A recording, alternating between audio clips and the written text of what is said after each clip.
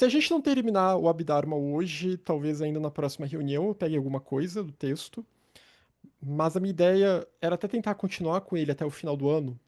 Só que eu já peguei tudo que dava para pegar desse texto para poder trabalhar numa reunião, né? Porque o Abhidharma tem esse estilo de listar as coisas. Ele cataloga ensinamentos. E muitos ensinamentos ele acaba funcionando como uma fonte auxiliar, que é muito útil, às vezes, quando a gente está lidando com um texto que pega ensinamentos desse texto aqui, mas não é um texto muito fluido para a gente ficar trabalhando reunião após reunião. Tanto que eu até mudei muito a forma como essas informações estão apresentadas no texto. E eu acabei focando bastante no que eu acho que seria o mais útil para nós aqui, que seria a questão dos fatores mentais, a questão dos kleshas, dos antídotos. Vamos fazer uma breve revisão sobre isso agora e ver um pouco da questão da a verdade da cessação, né? Porque a gente andou vendo a verdade, a primeira nobre verdade, um pouco sobre a segunda nobre verdade, de alguma forma, mas indireta, e também hoje a gente vai ver a terceira nobre verdade aqui, mas eu vou trazer outros materiais também para complementar, né? Então é possível que na semana que vem eu vou pensar ainda. Na semana que vem a gente já mude para um outro texto. E tem vários textos aqui que eu venho pensando para a gente utilizar. Até para a gente mudar um pouco o enfoque também, né? A gente já está há muito tempo nesse mesmo enfoque aqui da mente, fatores mentais, e está na hora da gente variar um pouco aqui o assunto. Porque afinal o budismo não é só isso. E há todo um arcabouço filosófico que é essencial, né? E no qual a gente tem que entender bem, até para poder depois lidar bem com essas outras informações aqui dos fatores mentais. A gente tem sempre que lembrar que a base do Mahayana são os sutras, a filosofia que está nos sutras. Essa é a base principal, que no Tibete isso é condensado nos textos Lamrim e Lojong, que vão beber. O Lojong principalmente bebe bastante do Abhidharma. Então a ideia é voltar e, de quando em quando, pegar informações que estão no Abhidharma, que também pega informações dos sutras e cataloga, e usar como também uma fonte auxiliar, né? Mas já há alguns textos aqui, tanto da escola Yogacara, aqui da século IV, Índia, e também um outro texto da escola Jonan, né? Se for o caso da gente fazer uma volta para o Tibete, da escola Jonan do século XIV, também que é um texto bastante interessante. São dois textos que eu estou pensando e a gente já começar a abordar, na verdade, já neste mês, né? E aí vamos ter um recesso em janeiro. Aí depois a gente retorna com a programação, ou continuando o texto que vamos começar em breve, ou algum outro material. A minha ideia também é a gente fazer um retorno lá para os inícios do Mahayana da Índia, mas aí isso é algo que eu quero fazer mais para o ano que vem mesmo, né? Realmente voltar bem para aqueles inícios, aqueles personagens, os inícios do budismo, na verdade, né? Alguns daqueles personagens iniciais e depois os inícios do budismo Mahayana. E aí, a gente trabalhar com alguns desses vários sutras, que é toda uma riqueza literária que é muito pouco trabalhada, os vários sutras Mahayana. Então, vamos revisar esse fluxo do Dharma aqui, né? Sempre lembrando que tudo começa com Siddhartha Gautama, quando ele gira a roda do Dharma, a partir do que ele aprendeu, né, e do que ele compreendeu, ultrapassando seus gurus que tinham ligações com outras escolas indianas, interagindo com aquelas darshanas, aquelas outras escolas indianas que havia naquele momento. Ele tinha o seu círculo interno, os seus discípulos internos, a escola dos arhats, e arhat significa aquele que se tornou digno. São aqueles que receberam seus ensinamentos mais internos, mais reservados e mais filosóficos também. Depois que o Siddhartha Gautama morre, a sua morte física, complicado falar na morte de um Buda de fato nunca morre, né? Mas os sutras, inclusive, falam disso. Do ponto de vista do Nirvana, o Buda está muito mais vivo do que a gente, mas é claro que aquela personalidade, a pessoa Siddhartha, ela morreu. Então, depois da morte de Siddhartha Gautama, que viveu cerca de 80 anos, tem os chamados Três Concílios, que não foi uma coisa tão mega organizada assim, mas é quando o cânone começa a vir à tona. Então a gente vai ter primeiro o cânone Vinaya, que é o cânone monástico, que esse cânone monástico, então, ele vai ele vai tratar muito da disciplina monástica dos estaviras, que são grupos de monges que acabaram sendo incorporados ao budismo e aí gerando toda uma disciplina budista. Grupos de ascetas, né, que eram de outras escolas e, digamos assim, se converteram, entre aspas, ou se convenceram e acabaram se tornando budistas. E surge os Sutras Theravada também, que tem muito a ver com essa disciplina monástica, que são ensinamentos que não foram escritos pelo Buda, mas que foram nesse boca a boca, digamos assim, que partiram de discípulos desses arahats, desse círculo dos arahats, mas depois ainda foram tendo uma roupagem ainda mais pública. Então, o ensinamento completo, Mahayana, ele não vai estar presente aqui. E alguns sutras Mahayana vão dizer que o problema é que teve um erro de compreensão mesmo. Então, primeiro a gente vai ter esse budismo Theravada, ou Hinayana, o pequeno veículo, que vai se focar na libertação individual, na libertação do sofrimento. E cerca de 100 anos depois, surge o budismo Mahayana, que aí vai reinterpretar as quatro nobres verdades e vai dizer que, de fato, o caminho só acaba quando alguém se torna um Buda. E tem a ver com aquilo que a gente viu naquela reunião sobre os três mundos e os 31 reinos da existência, né, que é um assunto que eu acho bem interessante e complexo, que a gente viu, né, que alguns daqueles que alcançam um determinado de libertação nesse nosso plano aqui chamado de Kamadato, em planos mais sutis, eles renascem naqueles planos como devas naqueles planos, mas vai chegar um momento em que eles vão ser obrigados a renascer. Eles vão cair novamente. Porque aquilo foi uma libertação temporária e não é uma libertação total. Porque esses reinos mais sutis, eles ainda fazem parte do samsara. Eles ainda fazem parte da existência cíclica. Ainda há um senso de multiplicidade ali. Ainda não se alcançou a gnosis última, a compreensão última, a djnana, acerca da realidade última, que só um Buda alcança. Então, os Sutras Mahayana, eles vão falar bastante sobre isso, que essas pessoas, elas desligaram a sua mente e conseguiram, então, ir para planos mais elevados, mas que, de fato, elas não se libertaram totalmente, não foi uma libertação final, foi uma libertação temporária.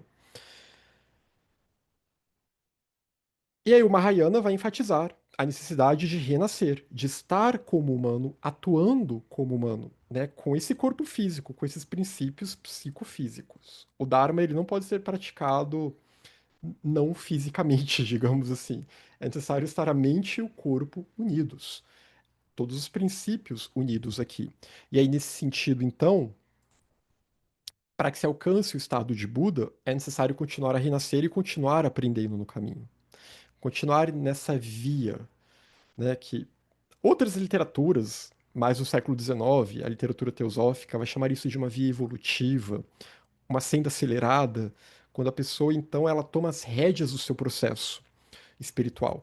E a partir daí, então, tomando as rédeas desse processo, ela acelera um processo que talvez para muitos seja um processo natural, né? Vai ser aquele final, o grande finale.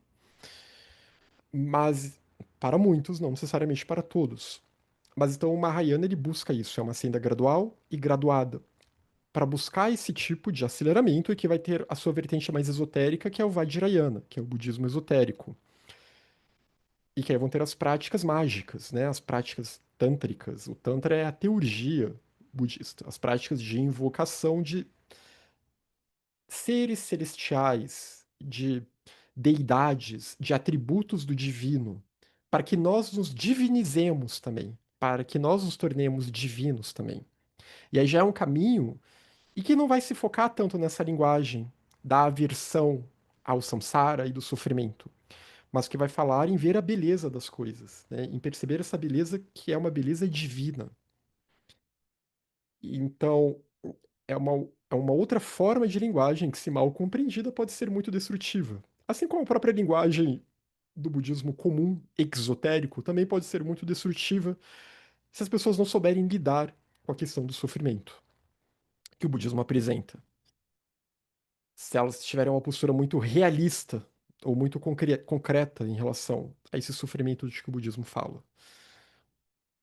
E é por isso que a questão do vazio é essencial, né? Toda a questão filosófica do vazio, ela é essencial para que a gente não caia numa lamúria, para que a gente perceba que não há um eu que sofre no final das contas.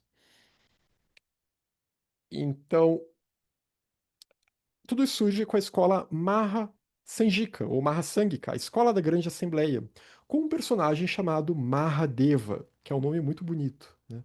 O Grande Deva, o Grande Deus, o Grande Anjo, um pseudônimo de um Bodhisattva que tinha essa missão, tinha esse propósito de esclarecer com o seu grupo de que o caminho que estava sendo apresentado no Theravada era um caminho incompleto, que havia um equívoco na compreensão, e que agora era necessário mostrar a senda completa. Logo após surgem os sutras Prajnaparamita, Nagarjuna, a escola Madhyamaka, que vai enfatizar bastante essa questão do vazio, justamente para combater determinadas visões do Theravada que estavam exagerando muito no tom dessa questão do sofrimento, dessa questão de ter uma aversão ao samsara. E esse é o grande X da questão na filosofia budista mahayana. A gente não pode ter aversão ao samsara, porque faz parte do voto do Bodhisattva continuar a renascer. Não pode ter aversão a esse tipo de vida aqui. Por isso que compreender que o eu é vazio, que as coisas são vazias, é essencial. Que há uma interdependência. E que essa aparente concretude, ela é só aparência. Né? E aí são causas e condições. E a gente tem que aprender a mudar essas causas e condições para conseguir então reconstituir esse senso de eu que nós temos, para que seja um senso de eu purificado, para que ele seja um instrumento útil para o mundo. E não para que a gente simplesmente o desligue, porque um bodhisattva ele tem que agir no mundo. E aí surgem os sutras Tathagata Garbha, vamos tocar nesses sutras aqui hoje, que vão falar do Atman, da natureza Buda indestrutível, e os tratados de Maitreya, Sangha e Vasubandhu com a escola Yogacara. A escola Yogacara surge no século IV, a Sangha sendo, digamos assim, um Shela do futuro Buda. E apresentando, então, trazendo esses textos que o seu guru, o Ajita, o futuro Buda, Maitreya, os ensinamentos que ele lhe deu oralmente. E a partir daí, então, a gente tem os chamados Tratados de Maitreya e outros textos, como esses textos aqui da escola, esses textos vinculados ao Abhidharma, na reunião passada, que tá no YouTube para os membros.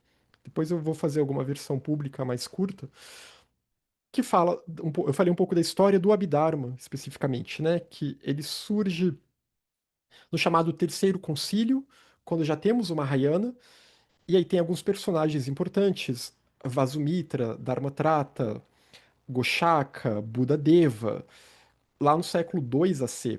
E aí, a partir desse momento, então, há essas listagens dos tratados Abhidharma, que vão se focar muito nessas questões da mente, dos fatores mentais, dos antídotos, pegando ensinamentos que já estão no Sutra, né, e desenvolvendo esses ensinamentos numa linguagem mais técnica, porque os Sutras, eles são filosóficos e poéticos, literários. E aqui vai ser uma linguagem bem técnica mesmo. E então, o tanto que a gente está percebendo com esse texto aqui do Asanga, o Abhidharma Samukaya, né, esse compêndio que ele faz dessa literatura, né, como que vem tudo bem listado e bastante técnico, que depois o Lojong, no Tibete, na escola Kadampa, vai dar um jeito de também tornar isso mais poético novamente. Alguma pergunta até aqui sobre essa história, sobre esse fluxo desses ensinamentos? Né? Que, como eu falei, a minha ideia no ano que vem é a gente trabalhar isso melhor também e explorar mais muitos desses personagens em todo esse fluxo aqui do Buda até, até passando por todas as escolas da Índia. Daí chegando ao Tibete depois.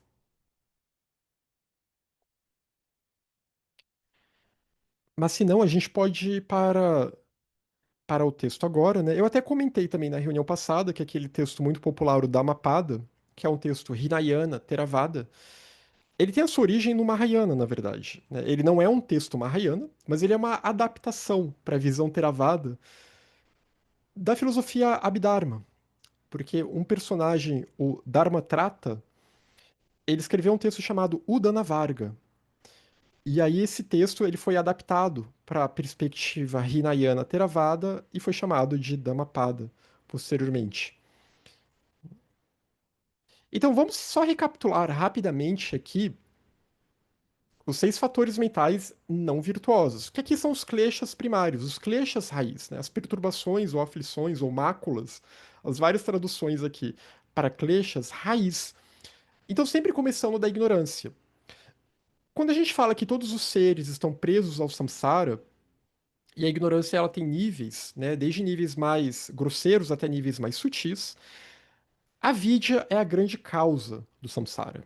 E ela não é só uma causa do samsara em termos aqui da minha mente ou desse estado chamado de kamadato, mundo do desejo.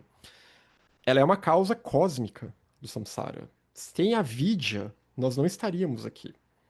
A vidya é Maya, em termos cosmológicos, né? É o poder de Maya, é o poder da multiplicidade, que é chamado de Maya, na Vedanta Dvaita é chamado de Maya, na escola Sankhya é chamada de Prakriti, né? Então, essa substância da multiplicidade, essa tendência da unidade se tornar múltipla, ou dela se manifestar, porque essa unidade subjaz tudo, mas ela se manifesta de forma múltipla.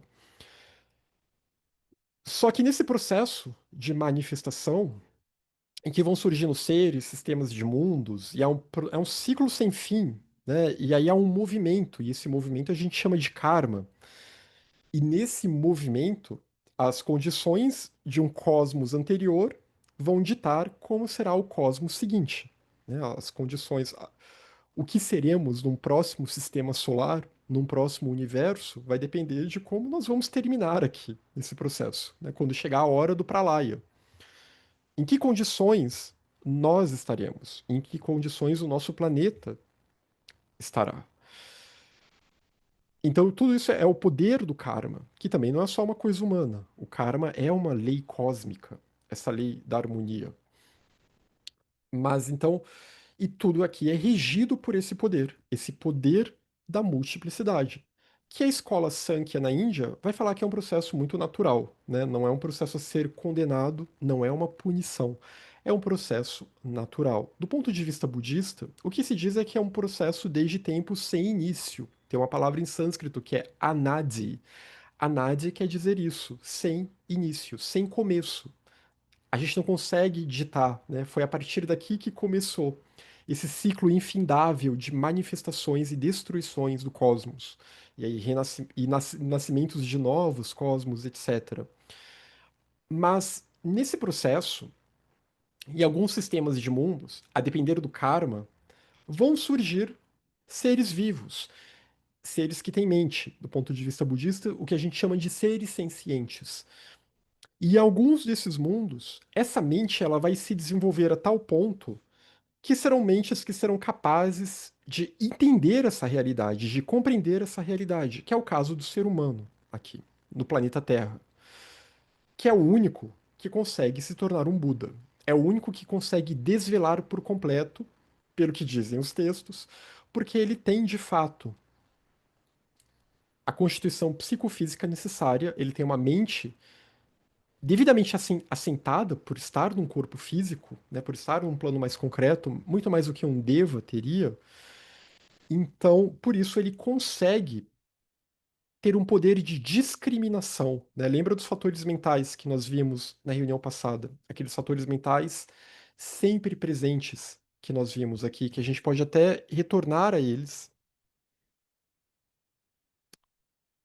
O poder do contato, da sensação, da percepção e essa volição, essa intenção e esse poder de atenção. Mas tudo isso aqui está ligado ao funcionamento de uma mente que ela é pensante. E uma mente, então, que ela vai conseguir desenvolver um discernimento e uma sabedoria. Prajna, aqui nesse esquema, ela é apresentada como um fator mental. E vocês não precisam decorar os fatores mentais, né? Não se preocupem com isso aqui, até porque esses termos todos aparecem em outros contextos. Isso aqui é uma didática, é uma forma de tentar entender os mecanismos de cognição e percepção da realidade. Então, O ser humano ele tem essa volição, essa intenção, que é um desejo, vira um desejo, uma vontade de agir, que pode se tornar uma decisão, uma convicção firme, uma resolução. E ele tem o poder da memória, da contínua lembrança. Ele tem uma sabedoria de discernimento bem desenvolvida graças a Manas, né? Manas, que é essa mente pensante. E que até na Voz do Silêncio, na literatura teosófica, ela ganha uma, um significado ainda mais profundo, mais elevado, como nós vimos também. Mas aqui nessa literatura, Manas é ligada a isso, a essa faculdade da mente pensante acoplada àquelas seis consciências que nós vimos, né? Ela sendo uma dessas seis consciências. Manas junto com a consciência sujeito-objeto, ajudando a traduzir e a fazer sentido do que os nossos sentidos apreendem, né? E ela sendo o sexto sentido, digamos assim. E temos a capacidade de nos absorver, de contemplar as coisas, né? De concentrar a nossa energia mental. Temos a capacidade de alcançar o samadhi. Temos a capacidade de discernir, de discriminar em nós. E tudo isso são capacidades inatas e necessárias para que o ser humano consiga compreender a realidade, para que o ser humano consiga se libertar do samsara. Porém, esse poder da multiplicidade, ele gera confusão, porque a gente não consegue identificar de fato a nossa real origem somente pela mente pensante, lógico, racional. Isso tem que ser um esforço ativo para refinar esse diamante, ou para refinar essa faca, digamos assim, para afiar essa faca, para que ela se torne uma faca adamantina, para que a gente consiga ver que há uma natureza adamantina ali que está oculta, e que essa natureza está além do senso de eu, está além de todas as questões do sofrimento, que essa natureza ela é prístina, ela é pura, é o puro Atman, é pura unidade. Mas há um esquecimento aqui, há uma ignorância, há uma não visão. Né? A gente traduz geralmente a vidya como ignorância, mas a gente pode pensar a vidya como uma não visão. A não visão da real natureza das coisas, a não visão da real natureza do eu, a não visão da realidade última. E esse erro cognitivo faz com que a gente confunda as coisas, faz com que a gente veja um Atman onde não há um Atman, faz com que a gente ache que o nosso eu, que surge na dependência de agregados, esse nosso senso de eu que depende dos agregados, ele é uma forma que vem da ignorância. Esse senso de eu separado, né, inerentemente separado, faz com que esse eu se veja a si mesmo como o único limite de todas as coisas e como o único filtro de todas as coisas. E aí dessa ignorância, desse eu ignorante, vem apego, vem aversão, vem o orgulho, né? Aquela questão narcísica, daquele eu que admira a si próprio, admira o seu reflexo no espelho. E aí ele se vê como o, o grande criador de tudo, né? Ele se vê como o grande engendrador de tudo, como o senhor da vida. E vem a dúvida, aquela dúvida aflitiva que nós já discutimos aqui, né? Que é aquela possibilidade de, mas como conceber um outro modo de vida? Como conceber um modo de vida não samsárico? E as visões errôneas que vêm acopladas com tudo isso aqui, né? Que são todas aquelas crenças e visões introjetadas em nós que vão contribuir para reforçar cada um desses kleshas. Os kleshas são todos interligados aqui, porque todos eles são a vidya, todos eles são essa não visão. Sem ignorância não haveria esse apego samsárico. Sem ignorância não haveria essa aversão. Sem ignorância não haveria o orgulho. Sem ignorância não haveria a dúvida. E não haveria as visões errôneas, porque a própria ignorância, em última análise, ela também é uma visão errônea.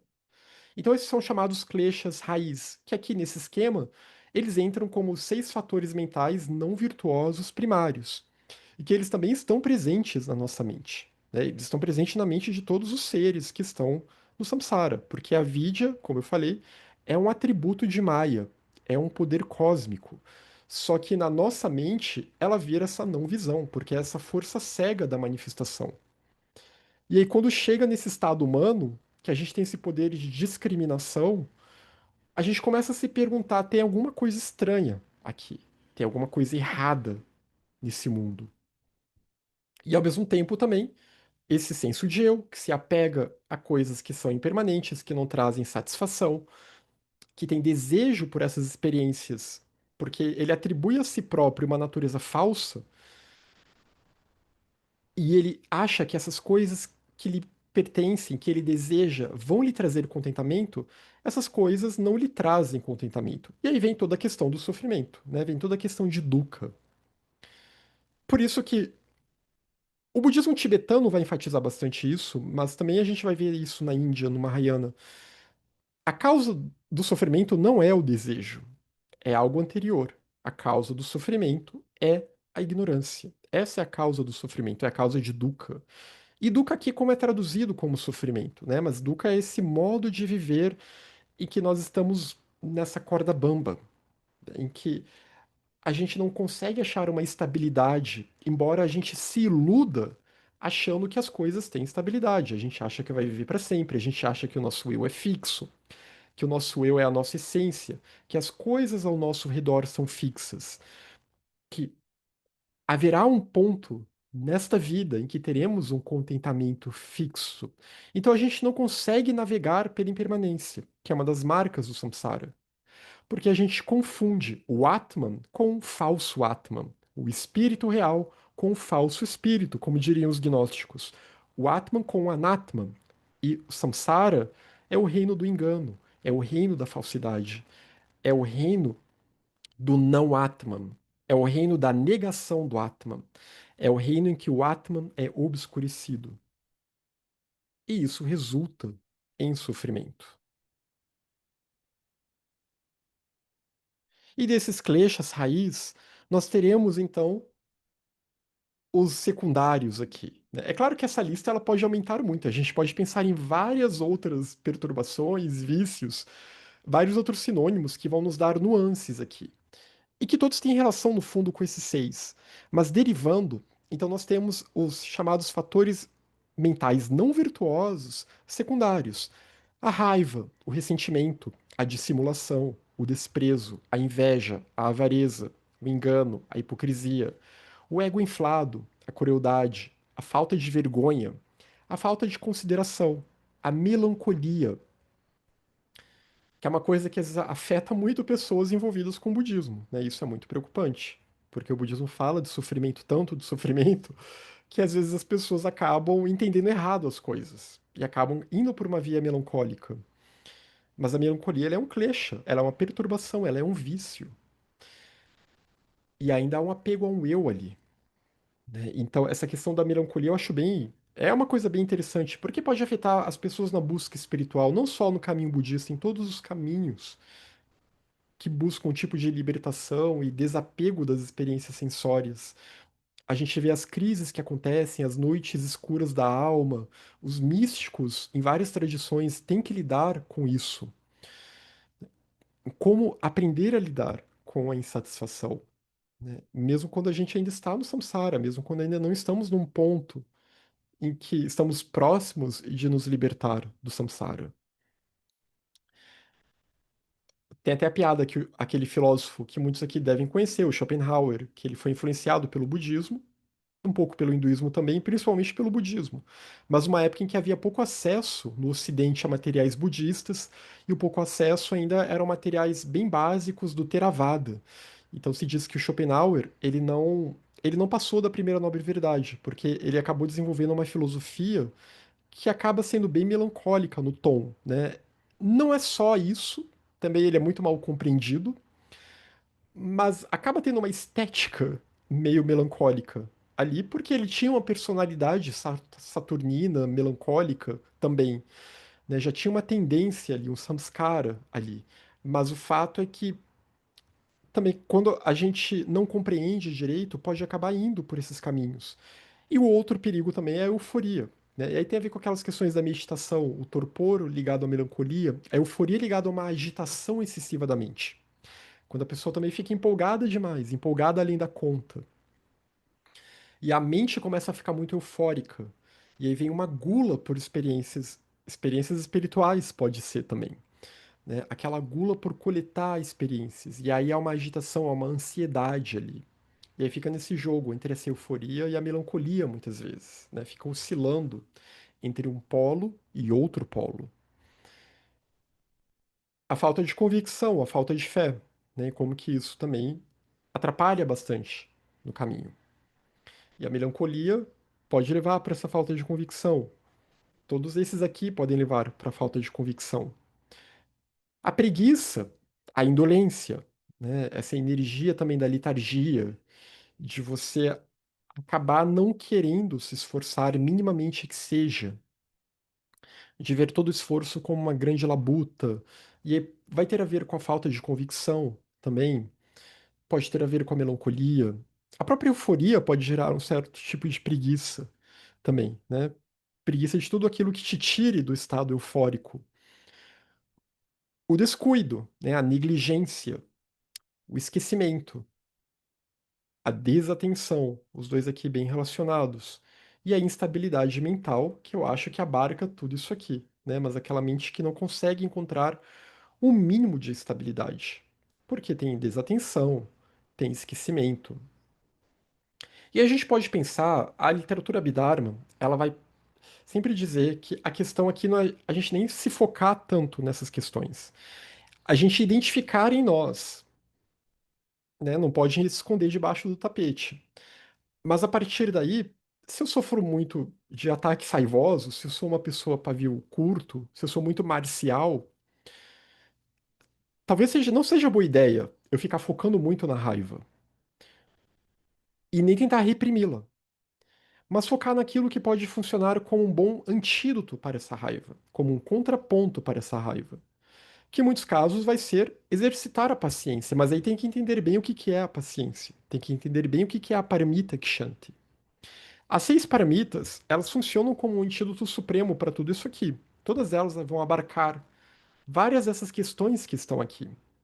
Tem outras virtudes também que a gente pode considerar. E até se vocês forem lembrando, podem ir colocando aí no chat, né, virtudes que vocês associariam como antídotos para essas aqui, para esses fatores mentais secundários, né? Mas a raiva a gente pode pensar, a paciência, a própria compaixão também, né? Porque a compaixão ela vai gerar uma paciência na pessoa. A pessoa não vai ceder à raiva tão facilmente. Lembra que as parmitas estão sempre interligadas também. Uma não funciona sem as outras.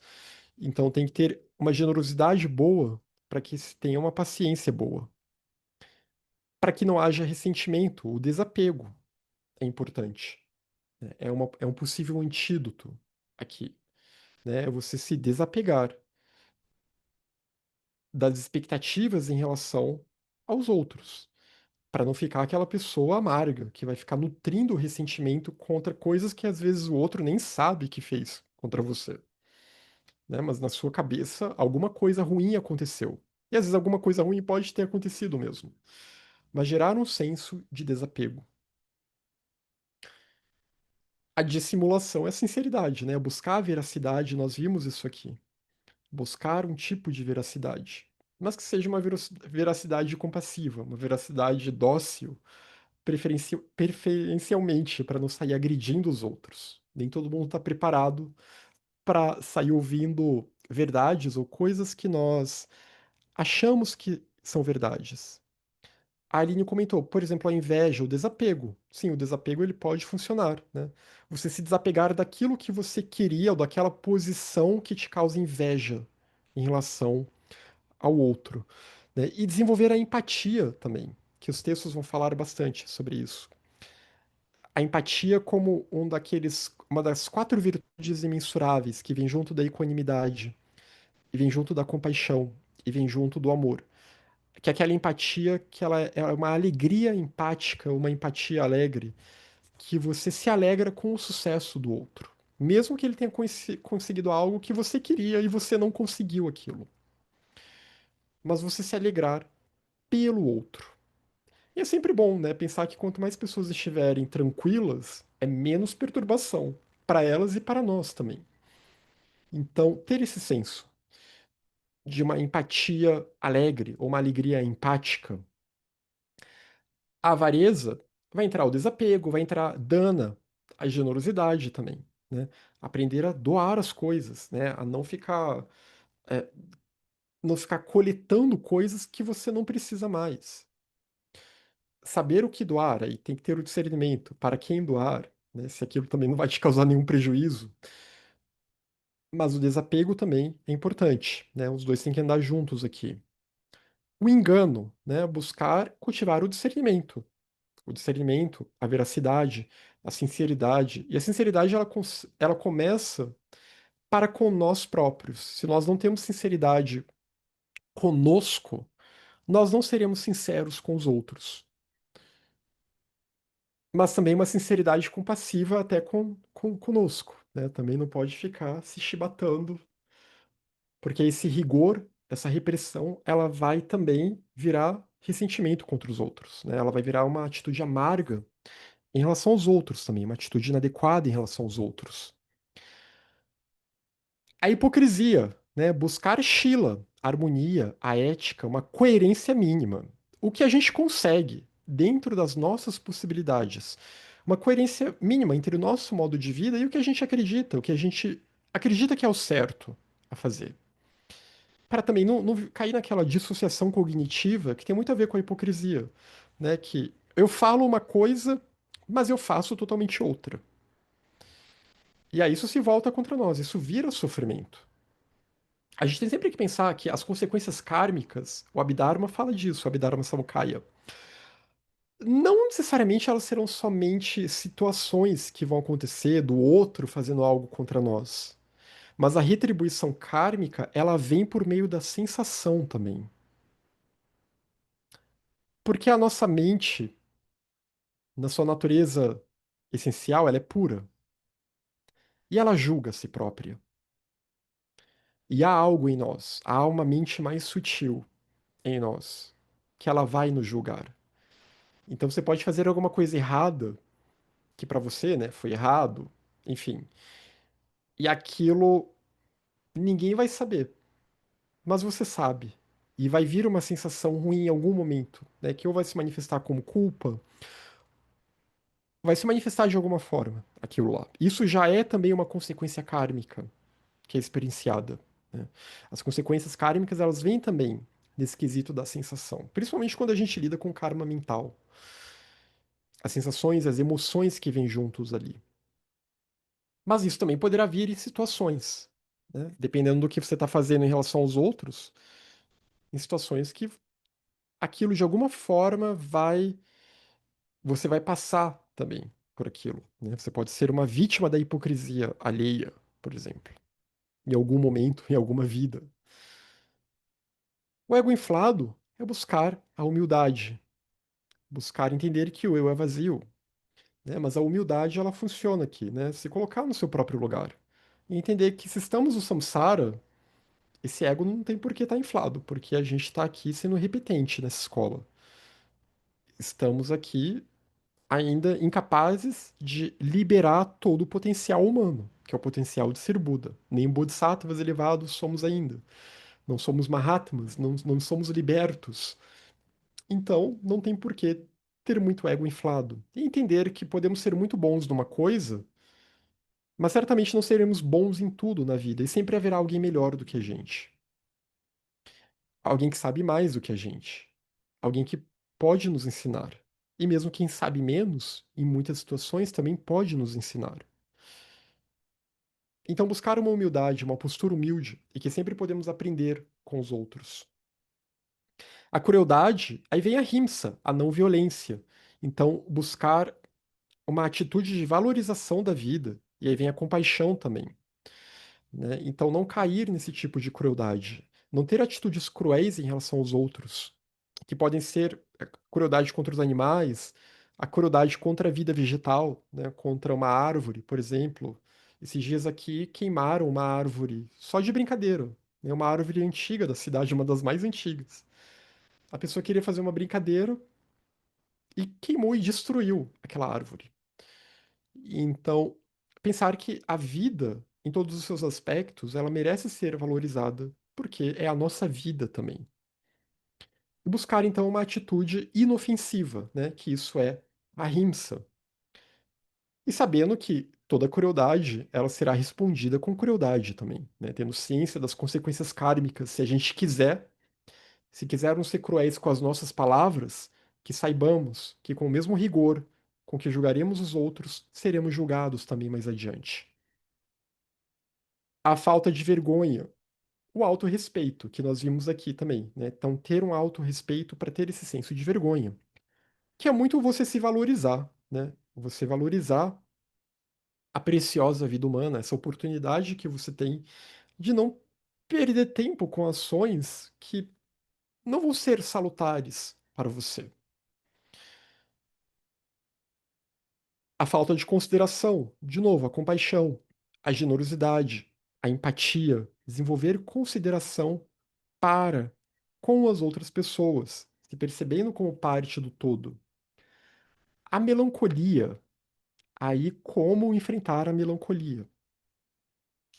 No Ocidente, há tratados e tratados que tratam dessa questão da melancolia, né?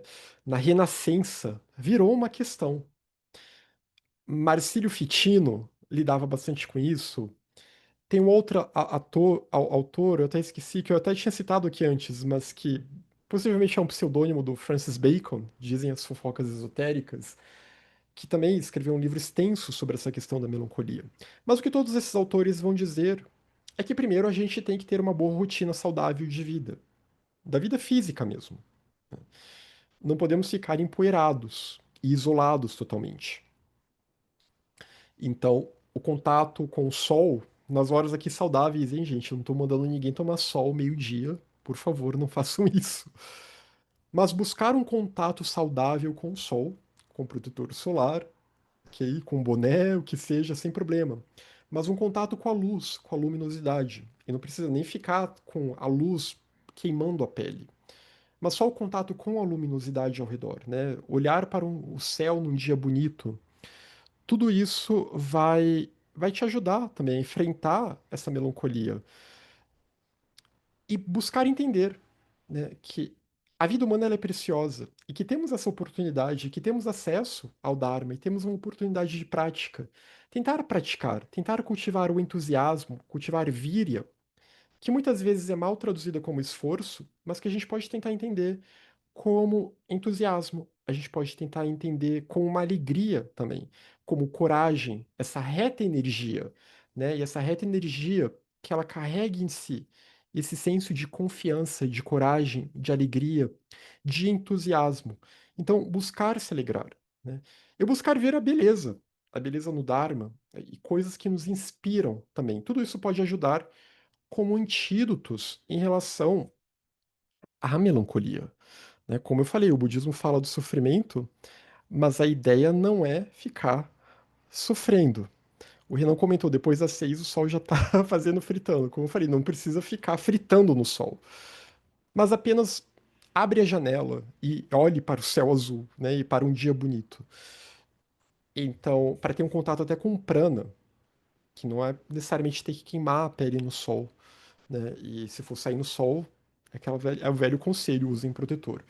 Mas, então, há formas de enfrentar a melancolia muito pela luz, né? Porque a melancolia é esse escurecimento da mente. Então, buscar a luz e meditar na luz, buscar visualizar uma luz branca, ou uma luz amarela, ou uma luz dourada na meditação, isso também ajuda. Nós temos as práticas budistas, né, com as deidades como Avalokiteshvara, Vajrasattva, que são brancos, e deles irradiando uma luz branca. Tudo isso ajuda bastante. Ajuda a enfrentar o torpor também. Então, buscar a luz pode ajudar bastante aqui a enfrentar a melancolia. Já a euforia, que até nos textos que falam sobre meditação, acho que vocês devem lembrar quando a gente estudou sobre os vários estágios de chamata e tem aqueles cinco obstáculos, né? Então, o torpor a gente enfrenta buscando o ânimo. E a euforia, aí tem que diminuir um pouco esse ânimo, diminuir um pouco essa energia que pode estar mal direcionada. Então, a euforia, que tem a ver com a ansiedade, que tem a ver com a agitação, aí sim, textos budistas vão falar: lembre do sofrimento. E cuidado para não se distrair com essa agitação, porque a euforia é isso, é uma distração que acontece, né? Com estados de um bem-estar bem entre aspas, que vem, né? E a mente acaba perdendo o seu foco, um bem-estar bem artificial. Então, aí sim, lembrar da morte, lembrar que não temos muito tempo, lembrar da impermanência. E lembrar que se a gente ficar perdendo muito foco, isso vai acabar em frustração. Na verdade, essa é a questão. Quando eles falam em lembrar da morte, não é para se assustar, para. Ah, meu Deus, o Senhor da Morte está aqui atrás de mim, ele vai me pegar. Mas é só. Exato, Irinice. É sair dessa fantasia e recuperar o bom senso, né? Recuperar a moderação. E aí você recupera essa moderação pensando, eu tenho que ter cuidado com o meu tempo. E eu tenho que ter cuidado com o meu foco. Porque tudo é impermanente, né? E se eu ficar me perdendo aqui, isso vai resultar em frustração. É aquela velha história, quando a gente fica muito eufórico com alguma coisa, eu não sei se vocês sentem isso também, mas sempre dá a ideia de que, no final das contas, bate uma intuição que isso aqui tá parecendo bom demais pra ser verdade. Isso aqui, eu tô muito agitado com isso, tá parecendo uma solução mágica, né? Ou tá parecendo que as coisas vão ser sempre assim. É sinal de que isso não vai durar. É sinal de que isso vai acabar em frustração. Então a gente ter esse bom senso, né? Ter uma postura mais realista quando a euforia nos assalta. E a falta de convicção ou de fé, a leitura, a reflexão, buscar uma rotina de prática, de meditação e buscar se inspirar pelos textos, né? Aí talvez o Abhidharma nem seja o melhor tipo de texto para te inspirar. Às vezes algum texto com uma linguagem mais poética, mais literária, vai depender do gosto de cada um. Talvez um texto muito técnico não seja dos melhores. Aí vai depender de cada um. O que que te inspira a gerar convicção no caminho, né? Para mim, por exemplo, o que me inspira muito é me voltar para esses textos que falam sobre o Atman, sobre a natureza Buda. Então, são textos que sempre me inspiram. Alguns sutras me inspiram bastante. Textos Lojong, textos que falam sobre bodhicitta. Mas cada um é cada um, né? Aí vocês vão descobrindo exatamente qual que é, quando eu tô sentindo que eu tô sem convicção, quando eu tô sentindo que a luz está apagando, o que que é aquilo que eu sinto que resgata a minha mente, que resgata o meu foco, que resgata o meu interesse, resgata o meu ânimo. Porque a falta de convicção também, ela pode ter a ver com a melancolia, pode ter uma ligação entre as duas. Pode ter a ver com a euforia também, né? Pode ter a ver com várias coisas aqui. Mas o que é aquilo que me resgata? O que é que vocês sentem que resgatam vocês? Pensar nisso, né? Qual é a literatura, qual é o texto, e às vezes é bom se volta para aquele texto, porque aquilo vai te ajudar naquele momento. Ou aquele ensinamento, ou aquela frase, algo que te inspire. E vai te ajudar a construir mais convicção, a construir mais fé. A preguiça e a indolência, aí de novo tem que tentar alimentar a energia, tem que tentar alimentar a víria. O Shantideva, esse texto ele não chega a falar tanto nisso, mas apesar de que ele até fala razoavelmente da preguiça.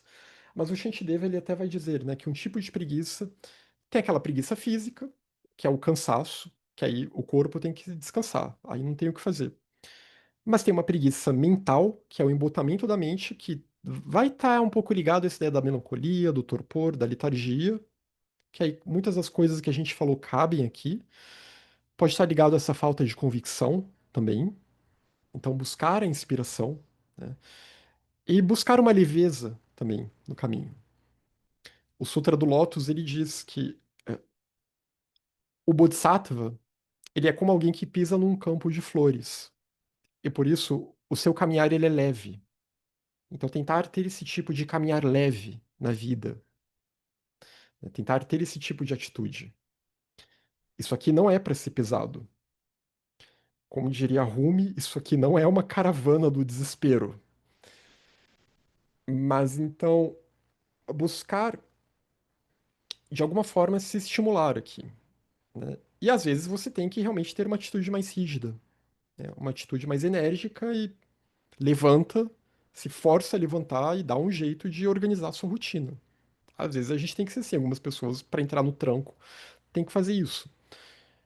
Aí cada um tem que avaliar. Mas um tipo de preguiça também é a preguiça de você ceder às ações não virtuosas, né? De você ceder aos kleshas simplesmente. Vai ter a ver com a dúvida também, que aí de novo tem a ver com a falta de convicção, né? Devido ao poder da dúvida, a minha falta de convicção, eu acabo não me deixando, eu acabo não, eu acabo me deixando levar pela inércia. E a gente gosta do menor esforço possível nessa condição samsárica em que nós estamos. Então a gente simplesmente segue. Não, não, depois eu tento alguma coisa, eu tento arrumar a rotina, etc. Depois eu deixo para meditar e tal. Mas a gente vai tentando aos poucos, né? E não adianta ficar culpado também, porque a culpa também é um klesha. Legal isso que o Renan trouxe, caminha sem deixar rastros, Tao Te Ching, do Lao Tse. É, Renan, essa frase do Sutra do Lótus, ela me lembrou muito o taoísmo, né? É uma ideia muito taoísta isso. Você caminhar com leveza, algo sutil, algo leve. E tem a ver com Shila, tem a ver com harmonia também. Tem a ver com a verdadeira ética. Então, enfrentar a preguiça tentando praticar, né? Não deixando a prática esmorecer, e mesmo se não deu certo num dia, amanhã é um novo dia. Não ficar se culpando, se lamuriando. Porque aí só aumenta a preguiça, né? A autopiedade, autopiedade, autoadmoestação também é uma forma de preguiça, né? É muito cômodo pro eu ficar se lamuriando e sentindo culpa e achando que é incapaz. É muito cômodo para ele continuar na sua condição, sendo sempre uma vítima. Isso entra na questão do descuido também, ou a negligência, né? O cuidado que a gente tem que ter com as negligências, com os nossos estados mentais. Aí entra a questão da vigilância como antídoto. Buscar cultivar a vigilância. É claro que a gente não vai ter vigilância 24 horas por dia. É claro que vai ter um momento que alguém vai tocar em algum ponto em nós e a gente vai ter um pensamento raivoso, uma reação raivosa, vai perder a paciência. E daí por diante? Ou vai ceder a algum desejo que a gente não queria ceder naquele momento. Mas buscar cultivar. A prática faz a perfeição. A constância é sempre a chave do caminho, mais do que a intensidade. A constância e a leveza.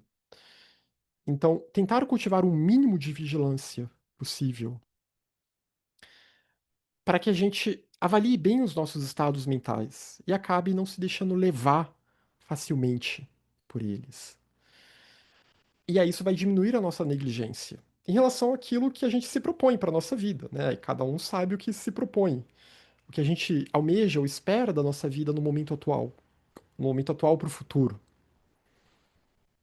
O esquecimento, cultivar a contínua lembrança do Dharma. Parece que é simples, né?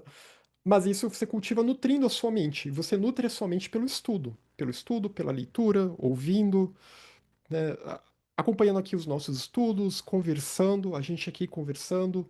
Tudo isso vai estimulando a nossa contínua lembrança do Dharma, a prática da meditação. Tudo isso vai fazendo com que a nossa mente não caia no esquecimento, porque o esquecimento também tem a ver com o embotamento, com a letargia, com a melancolia, né? Vai ter muito a ver com aquela ideia tamásica da guna tamas, né, que a Sankhya e a Vedanta vão falar também. Então, evitar cair nesse tipo de embotamento mental, nesse tipo de esquecimento. É claro que às vezes pode ter uma questão física aí também que está afetando a nossa mente, né? Porque ela também depende da energia dos veículos físicos, do corpo sutil bem assentado, das energias sutis fluindo bem.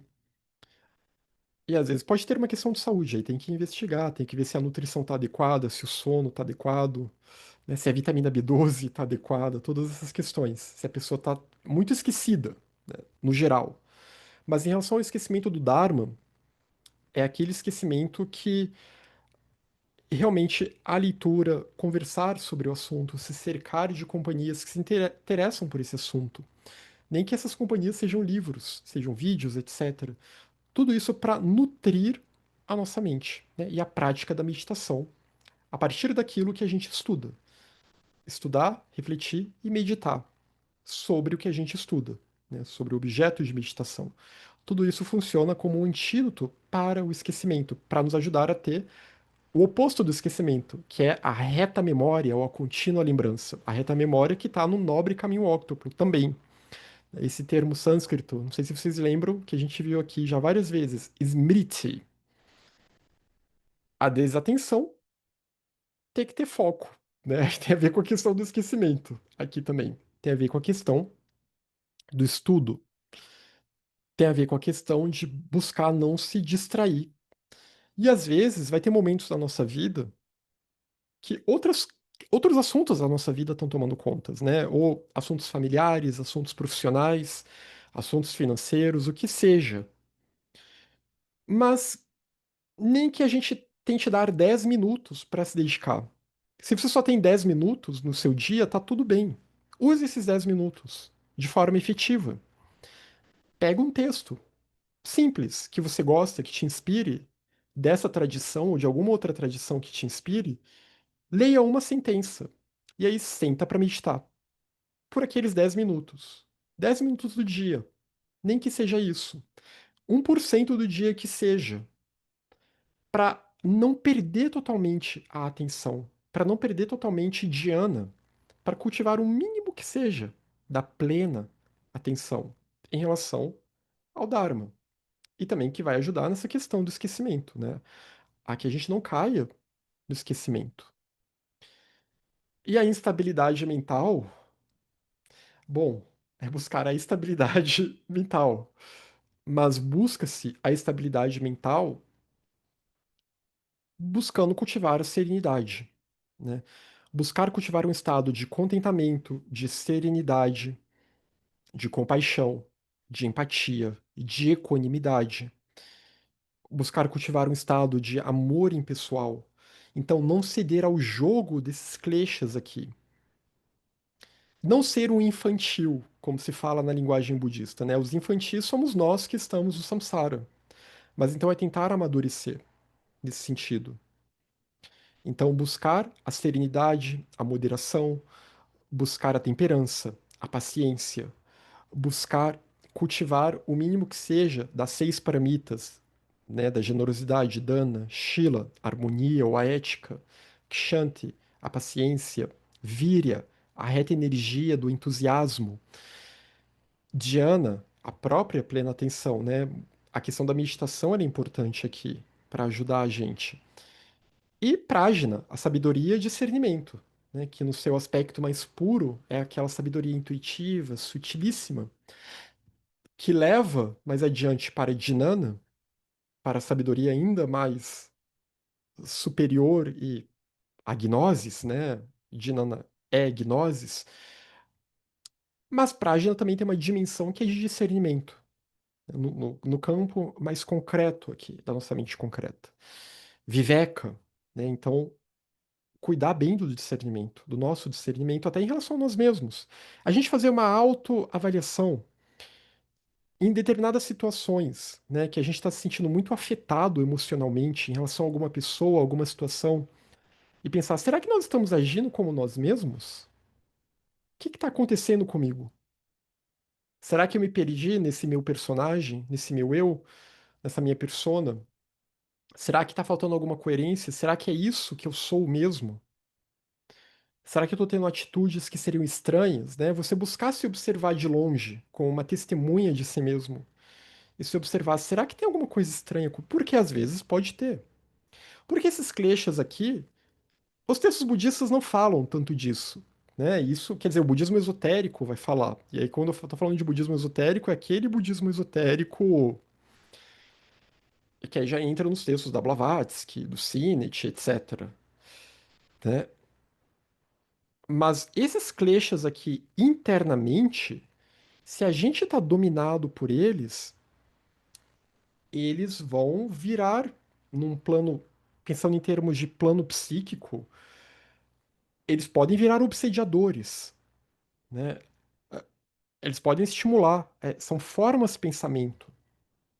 Esses pensamentos, os nossos pensamentos são vivos. Lembre, a gente não pode nunca esquecer disso.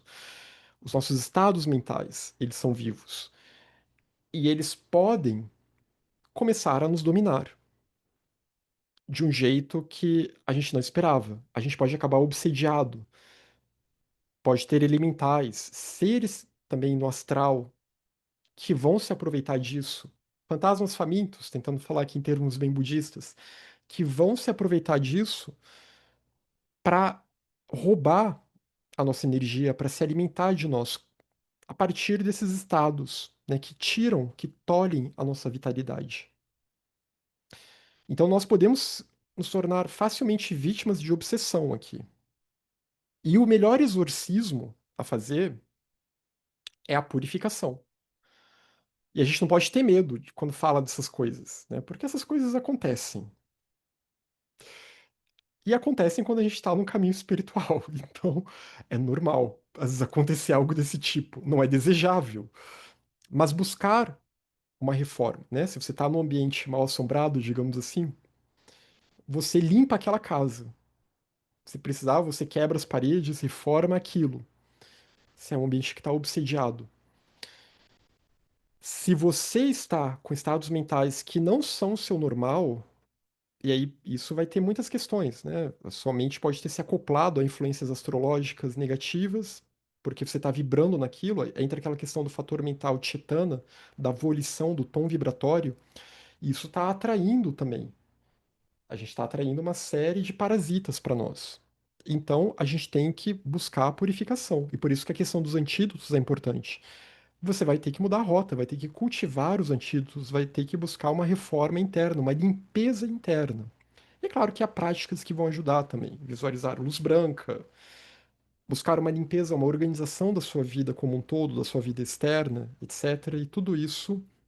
E não dar ouvidos também, muitas vezes, para quando esses pensamentos vêm, pensamentos intrusivos, emoções estranhas vêm para nós, tudo isso é vazio. Não leva a sério, porque isso perde o seu poder. É aquela coisa, quando uma pessoa te provoca, a melhor forma de tirar o poder dela não é agindo com raiva, é não se afetando por aquilo. Ignora. E aquilo perde o seu poder.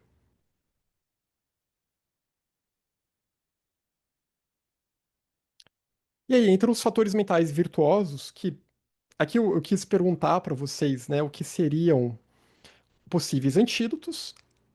Aqui está mais reduzido, mas é claro que inclui paramitas, inclui outras virtudes também, quando a gente pensa em antídotos em termos gerais. Mas tem esses 11 fatores mentais virtuosos que eles ajudam na prática das paramitas, se nós o cultivarmos. A fé, a convicção, o autorrespeito, esse decoro, né? Pensar nas consequências das nossas ações. Até naquela questão da negligência que a gente tinha falado, né? Ou de você ceder à crueldade ou a outras ações não virtuosas aqui. Cultivar um não apego, uma ausência de repulsão, que vai ser uma ausência de ódio também, né? Dvesha. Ora é traduzida como repulsão, como aversão e como ódio, porque é uma ligação aqui. E o medo entra aí também junto.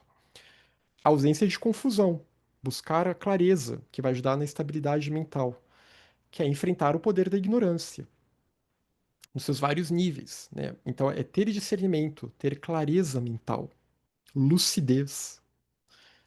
Lucidez e sobriedade são coisas que faltam à humanidade.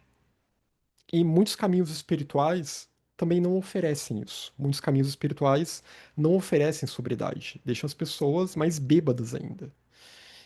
E essa é a grande questão, né? É buscarmos luz, lucidez, sobriedade. Reta energia, o esforço entusiástico, como já vimos também, né? Esse entusiasmo. E, de novo, não traduzam víria como esforço. Eu sei que aparece, não é uma boa tradução para víria. Porque esforço dá, muitas vezes vai dar aquela ideia de labuta, de algo sofrido. E muitas vezes as ações a gente vai ter que ter isso, né? Vai ter que ter o trabalho duro, aquela disciplina mais rígida em alguns momentos, em algumas situações. Tudo no seu devido momento, na sua devida dose. Porém, víria é muito mais do que isso. Víria é essa energia, é vitalidade. E essa vitalidade ela é um entusiasmo. Essa vitalidade é essa energia que pode ser alegre também, porque ela vai ser um combustível para autoconfiança, ela vai ser um combustível para convicção, ela vai ser um combustível, inclusive, para plena atenção. Se a gente lembrar lá no mapa de Shamatha, quando o meditador está tentando controlar o elefante, o fogo de víria ele é necessário para que eu consiga direcionar o foco da minha mente. Sem víria, a minha mente ela fica desfocada. A flexibilidade mental, né? Então, ter uma flexibilidade mental para não cair na rigidez. Isso tem a ver também com a questão da melancolia, do embotamento. Aquela mente que ela é flexível. Aqui a gente tem sempre que pensar que a flexibilidade é sempre uma coisa boa, geralmente.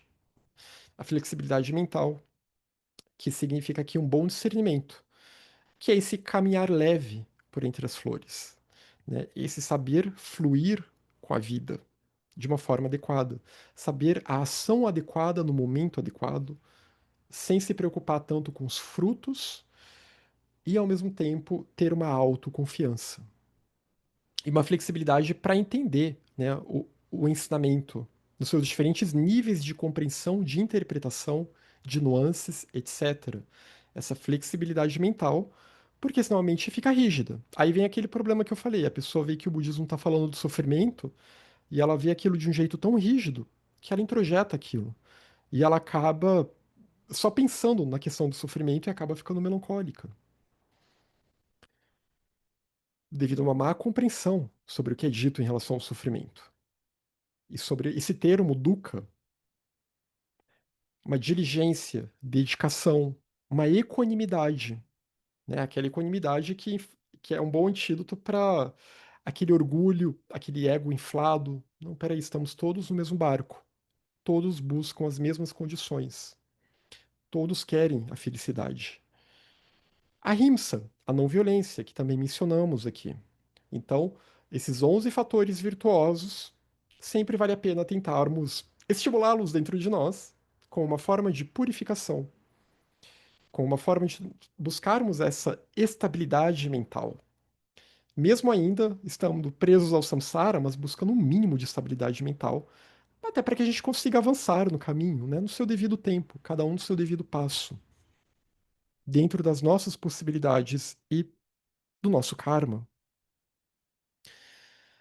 E aí eu trouxe esse comentário de um texto que já vimos aqui antes, do Geshe Chikawa, agora indo, caminhando alguns séculos, né, voltando para o Tibete no século XII, no seio da escola Kadampa.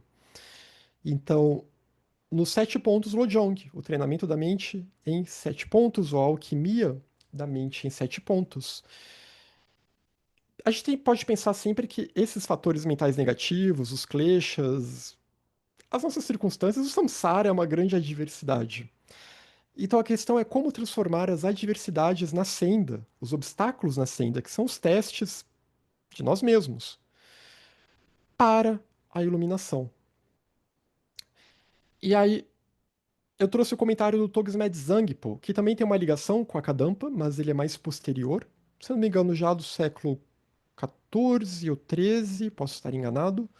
Depois tenho que revisar essa questão. Mas o Togsmed Zangpo ele escreveu um extenso comentário que nós vimos aqui e achei que valia a pena a gente trazer de novo. Acho que a gente viu esse material lá em 2022, 2023. E aí o Togsmed Zangpo diz: se este mundo está tomado pelo mal, transforma essas adversidades na senda para a iluminação. Se ele está tomado pelos kleshas, se ele está possuído pelos kleshas, pelas perturbações, transforma essas adversidades numa oportunidade de prática, de transformação, de aprendizado. Lança todas as culpas numa só, no equívoco de um eu separado, a ignorância. Tudo isso, o grande problema, o grande X da questão é a avidya. O grande X da questão é o erro cognitivo, que atribui a heresia da separatividade, como diz a Voz do Silêncio, né? Que atribui esse senso de eu inerentemente separado, essa visão errônea, e que vê as coisas como inerentemente separadas, que não percebe a vida una, que não percebe a interdependência, que não percebe o Atman, o espírito universal, a vida universal. Então, medita sobre a bondade amorosa de todos. Porque sem os seres sencientes, sem essas interações que nós temos, não há aprendizado. E sem os seres sencientes, não há iluminação. Um Buda, ele só é Buda na dependência dos seres sencientes, porque é necessário passar pela via dos bodhisattvas. É necessário buscar a via da purificação, da prática das paramitas, gerando o bodhicitta, gerando a mente altruísta, e assim se transformando. E você se transforma, você pratica as paramitas em relação aos seres, né? As suas ações que vão causar benefícios ou vão reduzir danos em relação às outras pessoas, aos outros seres, ao planeta.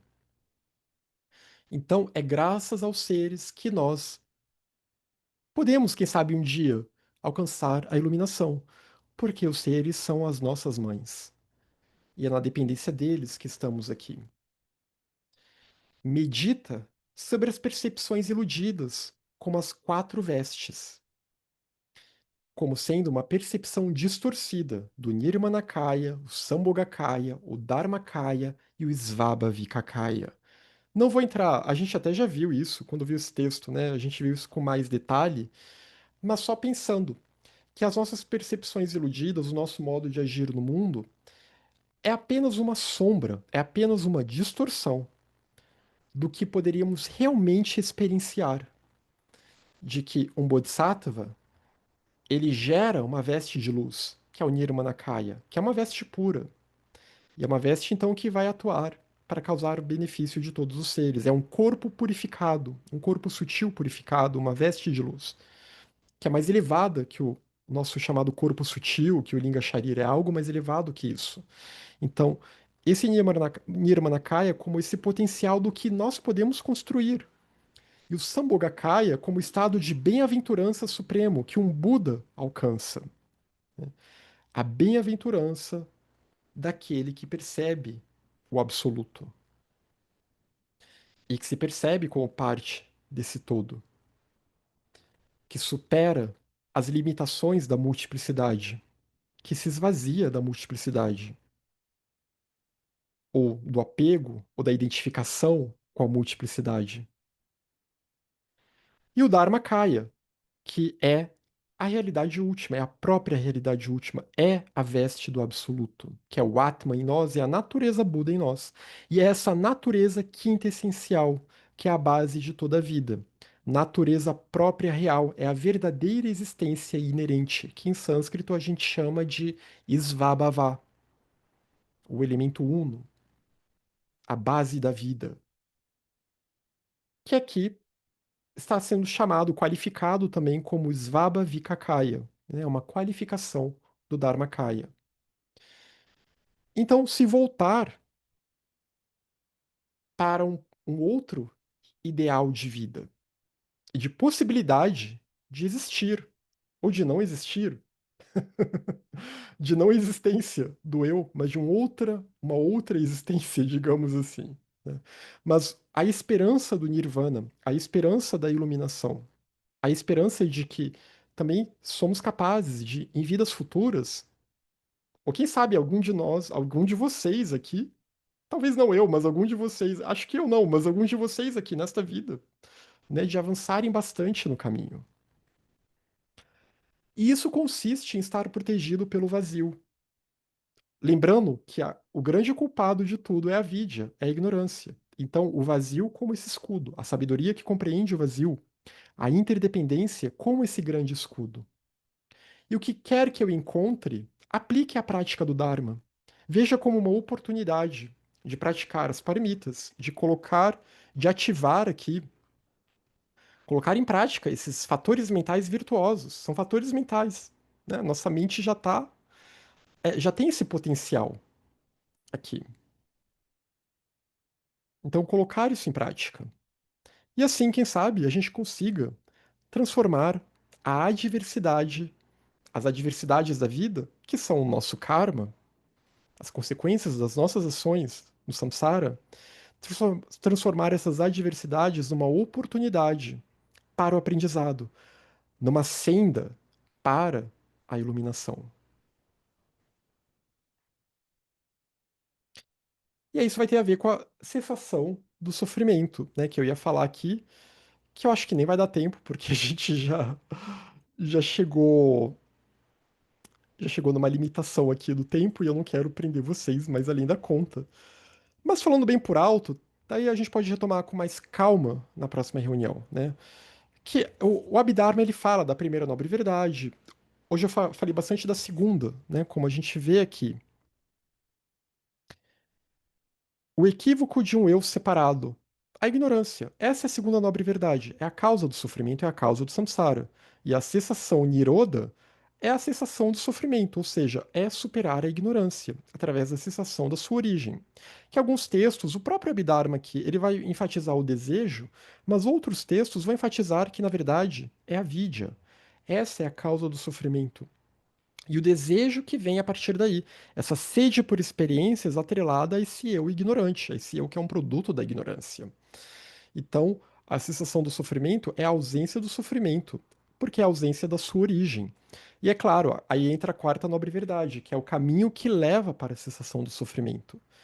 E essa cessação é a pacificação, é sublime. E ela é a liberação final, entendido do ponto de vista Mahayana. É o estado de Buda, não é só uma libertação, aquela libertação do Hinayana. É algo ainda maior. A verdade da cessação é o Nirvana, é a paz, Shanti. É o estado não nascido e de não morte. O Dharmakaya não nasce e não morre. Está além deste mundo, né? Não está sujeito a esses condicionamentos. É a libertação de todos os grilhões. É a libertação completa. É a ausência de todo o mal. É felicidade suprema e não condicionada. É pureza absoluta. É a realidade última das coisas. Tattva. É o Dharmakaya, novamente. É vazia de toda conceituação. É vazio de outro. É o Shentong. Né? Lembra da linguagem Jonan, para a qual voltaremos em breve. É a cessação do samsara. E a saída definitiva. Essa é a verdade da cessação, quando o Buda falava, na terceira nobre verdade, que a cessação para o sofrimento, a cessação para a dukkha, para a condição samsárica, que é marcada por impermanência, insatisfação, devido à instabilidade, e é o engano, é o não Atman, é o obscurecimento do Atman real, então a cessação é a paz, é a realidade última, é a pureza absoluta. É superar a ignorância que impede de ver tudo isso. E que isso vai ser identificado nos Sutras Tathagata nos Sutras sobre a natureza Buda, como a natureza Buda indestrutível. Essa é identificada como a verdade da cessação. E para alcançar essa maturação, para que a gente possa se conectar com a natureza Buda, com o Atman em nós, é necessário uma maturação. É necessário sair do estado de infantil, pelo cultivo das 6 paramitas, de Dana, Shila, Kshanti, Virya, Dhyana e Prajna, generosidade, harmonia ou ética, paciência, reta energia, plena atenção e sabedoria. O Nirvana é algo que diz respeito somente aos Tathagatas, só Budas alcançaram o Nirvana, pois somente os plenamente despertos, os Budas, alcançaram o Nirvana e acumularam todos os méritos, né? Completaram o caminho. Os Arhats, Pratyeka Budas, não acumularam todos os méritos, aquela libertação individual. Esses ainda estão longe do Nirvana e vão ter que retornar, como a gente já viu isso antes. Após derrotar e despedaçar os 4 maras, que são os skandhas, né? Aqueles skandhas samsáricos, que são a base do eu, os agregados, né? Os 5 agregados, forma, sensação, percepção, a consciência dual e as tendências, esses 5 agregados. Então, após derrotar a ilusão provocada por Avidya em relação a esses skandhas, que serve de sustentação para o senso de eu, derrotar o Senhor da Morte e derrotar o Filho dos Deuses do Reino do Desejo, derrotar Mara, que é a busca por prazer e satisfação no reino do desejo, o Buda ganhou o Dharmakaya, que é superior a todos os mundos. O Buda está além dos 3 mundos. É inconcebível e é invisível para os seres sencientes. E o atingimento único último do Dharmakaya é o veículo único, é o Ekayana. Né? Isso é o Mahayana, como um veículo completo, que também vai incluir esotericamente o Vajrayana. O reino do Nirvana é o Dharmakaya. O Tathagata não é uma coisa e o Dharmakaya outra. O Tathagata, o Buda, é o Dharmakaya. Né? Não há mais uma pessoa ali, não há mais um eu ali. Em alguns níveis de manifestação abaixo disso, pode haver um rastro do que foi. Né? Pode haver uma inteligência ali, algo sutilíssimo, que se manifesta como Buda. Mas não há mais um senso de eu ali. Ele está completamente uno, em união com o Dharmakaya. Já não há mais dualidade. Aí o pós-união é que já não há nem mais dois, só há um. O Tathagata não se encontra dentro dos limites do tempo. O Tathagata é o refúgio imperecível. Por isso que Buda é o refúgio imperecível, porque o refúgio em Buda não é refúgio num Buda, não é o refúgio em Siddhartha, é o refúgio no Dharmakaya, é o refúgio no eterno, é o refúgio no absoluto, é o refúgio em Brahman ou em Atman, ou em Adi-Buda, o Buda absoluto, o absoluto. O Dharma que leva ao veículo único é o atingimento único do último do Dharmakaya. O ensinamento que leva para essa completude que é chamada de veículo único, o ponto final é o Dharmakaya. E as quatro nobres verdades, originalmente, não são algo que deveria apenas lidar com o Hinayana, mas, se bem compreendidas, elas incluem esse ensinamento mais profundo aqui. E é o início para o caminho que leva para a Dhyana, para a sabedoria última, para a gnosis. O significado profundo e sutil das quatro nobres verdades é de difícil compreensão. E, na verdade, ele está relacionado com o Tathagata Garba, ele está relacionado com o Atman, com a Laya. E a cessação do sofrimento, ela não implica a destruição do Dharma no sentido de que eu abandonei tudo, inclusive o ensinamento.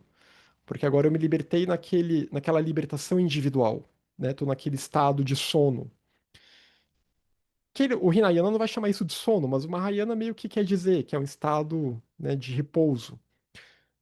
Mas a cessação do sofrimento é o Dharmakaya. A cessação do sofrimento, a terceira nobre verdade, é o Atman presente em nós. Então, se voltar para o Atman como um antídoto em relação ao foco excessivo no eu individual. O Dharmakaya é sem início, é incriado, é não nascido, é livre de morte, é não individual, obviamente, é permanente, é constante, é inabalável, é livre de qualquer obscurecimento, é o absoluto, é a realidade última, que em nós se chama Tathagata Garba, Atman, Alaya e vários outros nomes qualificativos. Quando obstruído pelos obscurecimentos, o Dharmakaya é chamado de Tathagata Garba, de natureza Buda, né, de a semente da iluminação, porque é aquilo que está oculto, pelos véus da ignorância, pelos véus da multiplicidade. O conhecimento acerca do vazio é de dois tipos. O Tathagata Garba, a natureza Buda, ela é vazia de todo obscurecimento, ela já está lá pura, embora hajam esses véus que a cobrem, mas ela mesma ela é pura. Mas é o poder da ignorância, né? O poder da multiplicidade velando e ocultando aquilo que, na verdade, é o que dá vida à própria multiplicidade, aquilo que é a fonte da vida, que é o Atman. O Tathagata Garba não é vazio do Dharmakaya inconcebível. Ele é o Dharmakaya, mas que latente em nós a gente chama de natureza Buda.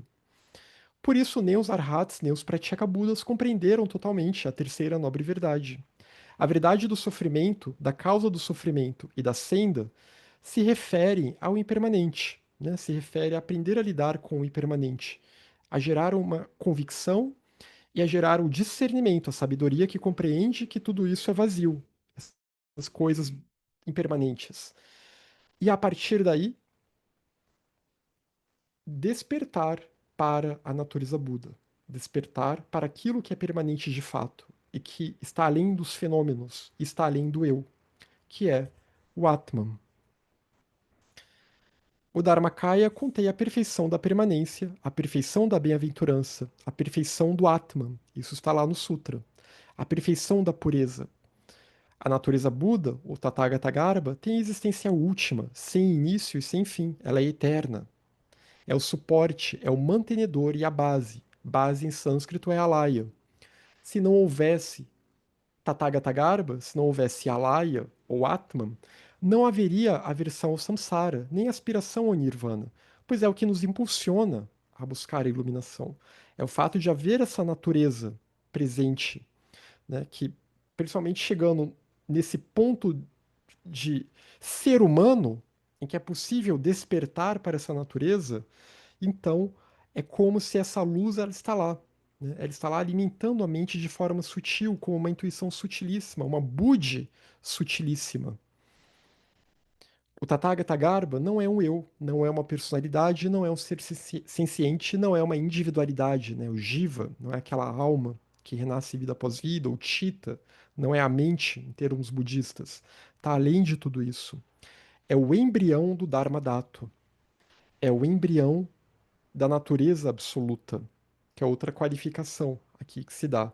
É a verdadeira natureza, é o verdadeiro Svabhava, é o embrião do Dharmakaya, é o embrião do Dharma intrinsecamente puro. E aí, para fechar, voltando ao Chekawa, ele diz nesse trecho: considere todas as coisas e eventos como um sonho. Examine a natureza da mente não nascida. Permita que os antídotos estejam livres em seu devido lugar. Use os antídotos quando necessário, né? E quando não necessário, aplicar um determinado antídoto, não precisa se focar nele. Se foque em outra virtude. Repousa em Alaya. Repousa na essência, repousa na natureza Buda, repousa no Atman. No sentido de foca nisso, estabiliza a mente nisso. Então ele fala do vazio e está falando aqui de Alaya também. Está falando Alaya, ou Atman, ou natureza Buda. Como dois pontos centrais, que a gente nunca pode esquecer aqui. Inclusive quando está falando dessa psicologia budista. Essa base filosófica como essencial, até para que a gente consiga lidar adequadamente e saber qual é o mal supremo, que é a vidya, que é a causa de todos os outros fatores mentais não virtuosos, kleshas ou o nome lá que a gente dá, e que o verdadeiro antídoto é a sabedoria, é prajna, que compreende o vazio, que compreende a interdependência, né, que tira o poder desse eu gerado pela ignorância, desse falso eu, desse falso espírito. E a partir daí se volta para a Laya, para a base da realidade, para a verdadeira vida una. Então buscar despertar para isso. Né? E é isso que o caminho Mahayana, essa senda gradual, é para isso que ela leva. E para isso que o Abhidharma existe, para que haja essa purificação. E assim, a pessoa, trilhando esse caminho, possa no futuro se tornar um Buda. Então foi isso por hoje. Estourei um pouquinho o tempo, 5 minutos. Só 5 minutos. E a gente pode conversar um pouco mais. Ah, tem essa parte aqui também que eu tinha esquecido. Ou agora sim, a última parte, né? Faça tudo com uma única intenção. A intenção altruísta bodhicitta, né? Que é a base de tudo isso. Não dá para chegar a lugar algum sem bodhicitta, né? Sem a mente altruísta, porque ela própria tem uma relação com a questão do vazio, com a sabedoria, né? Num casamento indissolúvel. Para que não haja eu, então, estamos todos interligados. Então, bodhicitta, o altruísmo, ele é essencial e é algo que vai se tornar natural, mas que primeiro surge com uma intenção, como um ideal, como uma cetana, né, um tom vibratório em nós, que percebe essa interconexão entre as coisas.